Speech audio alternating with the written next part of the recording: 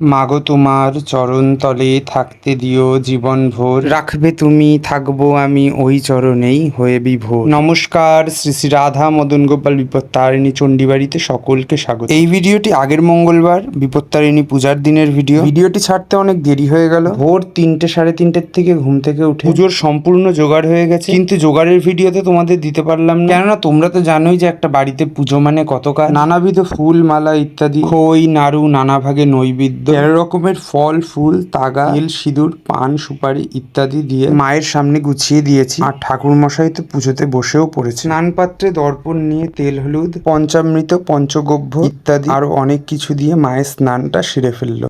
এরপরে তো ঠাকুরমশাই আমাকে দিয়ে সংকল্প এবং ব্রাহ্মণ বরণটি করিয়ে নিল। এরপরে ঠাকুরমশাই পূজা অধিবাস ইত্যাদি যেই সমস্ত নিয়ম কানুন আছে সমস্ত কিছু শুরু করে দিল। নিজে বরণ করে কুলোটি আমার হাতে দিয়ে দিল, বলল আমাকে বরণ করতে। তারপরে আমি মাকে এবং গোপালদের সবাইকে সুন্দর করে বরণ করে নিলাম। কালকের মায়েদের সাজানো বরণ কুলোটি আজকে প্রদীপ জ্বালিয়ে কত সুন্দর দেখতে লাগছে। ঠাকুরমশাই তো আরো নানাবিধ উপাচারে বিপত্তারিণী পূজাটা করলো। এইবারে তো পুষ্পাঞ্জলির পালা, তাই সবাই মিলে বসে পড়েছি পুষ্পাঞ্জলি দিতে। বাবা মা আমি আরো সবাই যারা উপোস বা ব্রত করেছে তারা সবাই। এরপরে ঠাকুরমশাই পড়ে নিল শ্রী শ্রীমা বিপত্তারিণীর ব্রত কথা। পরে তো ঠাকুরমশাই কাঠ ইত্যাদি সমস্ত কিছু দিয়ে যজ্ঞবেদী সাজিয়ে যজ্ঞবেদী পূজা করে নিল। ঠাকুরমশাই অগ্নিসংযোগ করে যজ্ঞটা শুরু করে দিল। এরপরে একটি করে বিল্লপত্র এবং হবন সামগ্রী মা বাবা আমি ভাই সবাই মিলে যজ্ঞের মধ্যে আহুতি দিলাম। আর ঠাকুরমশাই তো যজ্ঞের মধ্যে কলা দিয়ে দুধ দই গঙ্গা জল ডাবের জল এবং ডাব ফাটিয়ে শান্ত করলো অগ্নিদেবকে। এরপরে তো ভক্তরা সবাই মিলে একটি একটি করে মায়ের 13 প্রদীপ জ্বালিয়ে দিল। পঞ্চপ্রদীপ ধূপ